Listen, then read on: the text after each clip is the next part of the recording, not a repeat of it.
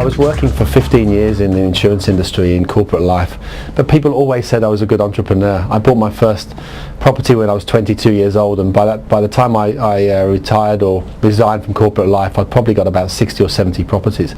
So I'd already got those kind of entrepreneurial skills. So to marry my entrepreneurism with my corporate skills, it just seemed like a good idea. I didn't have any major outgoings, I don't have any children, and it just seemed like a good time in my life at 35 to give up corporate life and try and run my own business. First of all, as a property investor, and my company is a property investor as well as a distributor. So, of course, as property markets grow, we make good returns on our property in terms of yields, capital growth, and currency gains.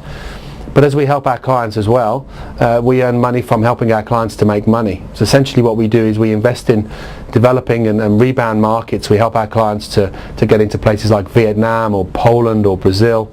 We put money down on properties, so we buy them very cheaply for our clients at market or lower than market prices. And there's a wholesale retail margin for us. So we can make gains on the property value.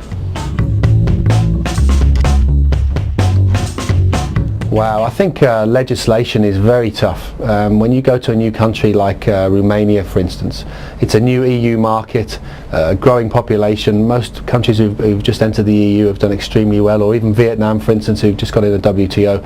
You've got no English contracts, you've got lawyers who've never dealt with foreigners before, you've got to work out payment processes, make sure the legals are absolutely 100% okay for our clients. And that's the number one priority before we do anything. So some of the bureaucracy that goes on in these markets, while you might make a lot of money with the property, we probably spend 3 or 4 months initially just making our due diligence and making sure that it's a sound investment for our client base. Wage inflation has outpaced property inflation more than 2 to 1 over the last 10 years. If you then look at places like the UK, where property is 9.4 times annual average income more expensive, and then you look at Hong Kong, where the Hang Seng market at the moment is record highs, property is still cheaper now than it was 10 years ago. So you have to be bullish about particularly Asia and Southeast Asia. Vietnam has 85 million people, and the population is going to grow by 70% in the next 23 years.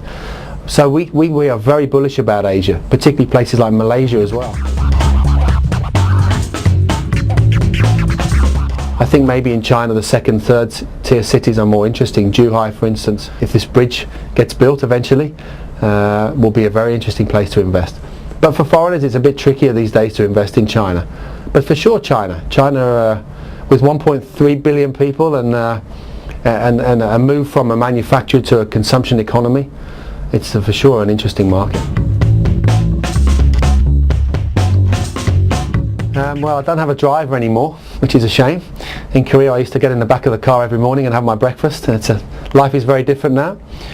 I think initially it's tough, not so much from not having people to look after you, but more from the perspective of trying to grow the business quickly. I mean, I'm very ambitious in a good way. I love my work. I love the work that we do. I have a very good relationship with my staff. Lots of them I've known for a long time. My best friend from university runs my operations here in Hong Kong.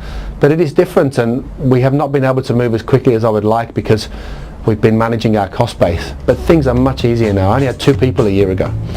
So with 18 people, life's good. But it is very different.